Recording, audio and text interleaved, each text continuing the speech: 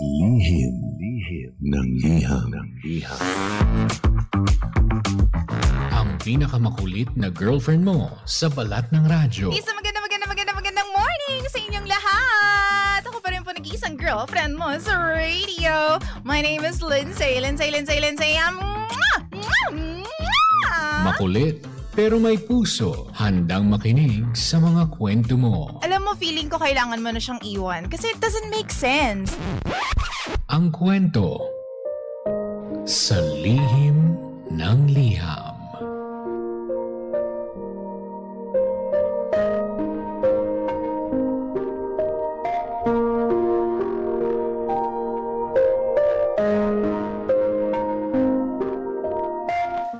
Mahal kong Lindsay.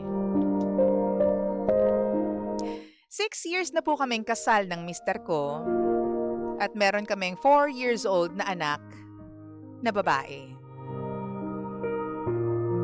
Pareho po kaming aminado ng mister ko sa mga family and friends namin na nagpakasal lamang kami para lang ma-save yung relationship. Yun yung akala namin. But in the long run, lumala lang yung sitwasyon nung kinasal na kami. Minsan nagiging okay, minsan hindi. Pero isa lang ang sure kami. Inaayos namin ang aming mga hindi pagkakaintindihan para sa aming anak. Oo nga pala, DJ Lindsay, bago ako magpatuloy, please, call me Bea. Kahit pa ganito ang sitwasyon namin ng aming mag-asawa, na in love ulit kami sa isa't isa. Akala ko anak namin ang totoong makakapag-save sa aming relationship. Pero habang tumatagal, lalo lang kaming nagkakainisan. Pakiramdam namin noon hindi na to makukumpuni pa. Wala nang chance. Araw-araw kaming nag-aaway. At minsan napapatanong ako sa sarili ko, nasaan na ang pagmamahal?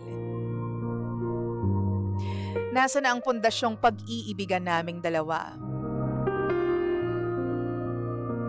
Nung hindi na namin mahanap yon at hindi na kami makasagot sa isa't isa, doon kami nag-decide na maghiwalay na. Pero ang usapan namin, DJ Lindsay, walang aalis sa bahay na ito. Kasi gusto namin makita nung bata na maayos ang pamilya niya. Again, para sa bata. Nagkakaisip na kasi yung anak namin. Madaldal na.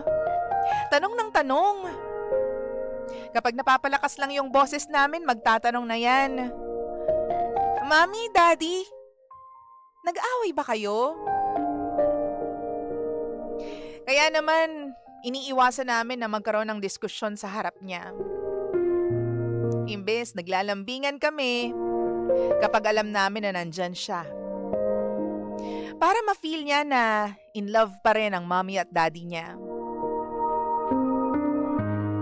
Yung mister ko nga gumawa na ng kondisyon. Kasi sigurado naman kami na pag tumagal, mai-in-love kami sa ibang tao. Magkakaroon kami ng ibang mga partner.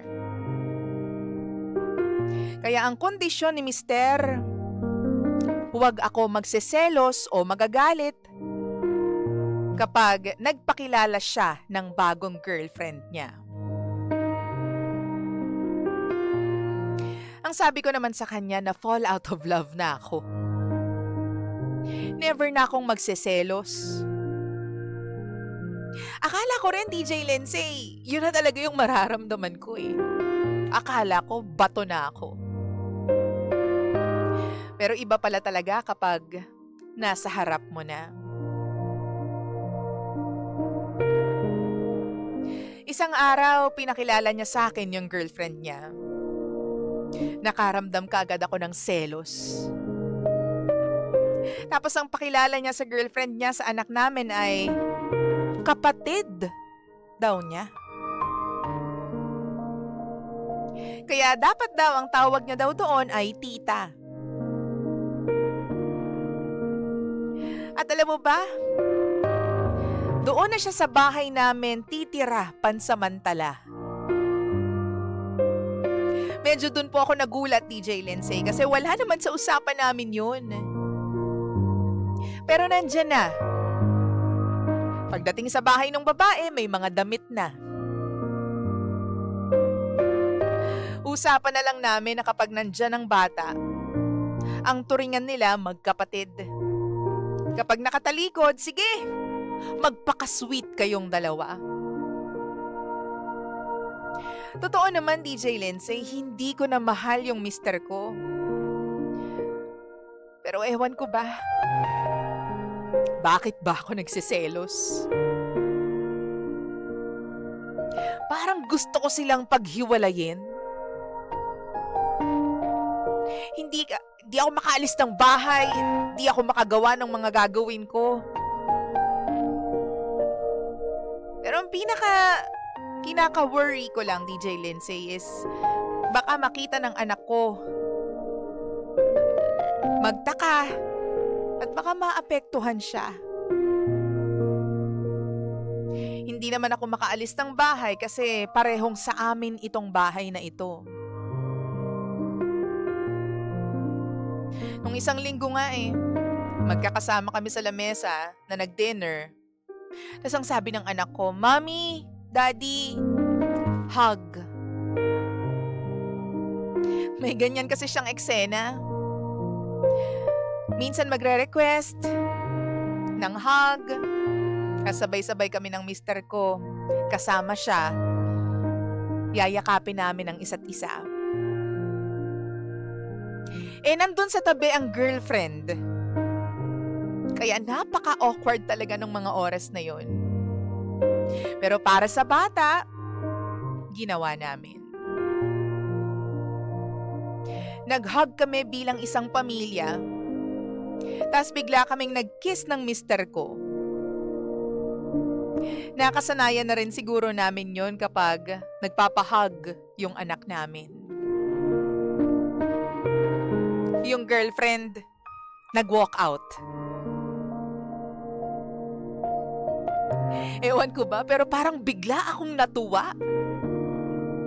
At kinilig din at the same time. Pero nakita ko naman na nung lumabas yung girlfriend, sinundan agad ni mister. Tapos sinusuyo niya. Sa ngayon, umalis po muna yung girlfriend sa amin.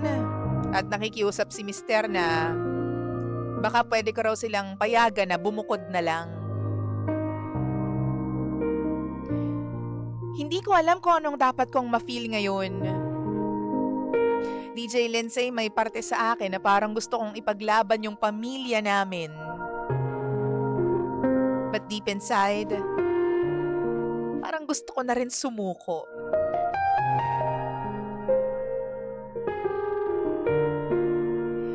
Baka kasi sa umpisa lang ulit kami maging okay. Kung sakaling magkaayos nga kami, tapos babalik na naman sa dati. Inisan, pikunan, mai in love siya sa iba. Kaya sabi ko parang gusto ko ng sukuan to. Ang problema nga lang, paano yung anak namin? Yun ang iniisip ko, DJ Lindsay. Tulungan niyo naman po ako.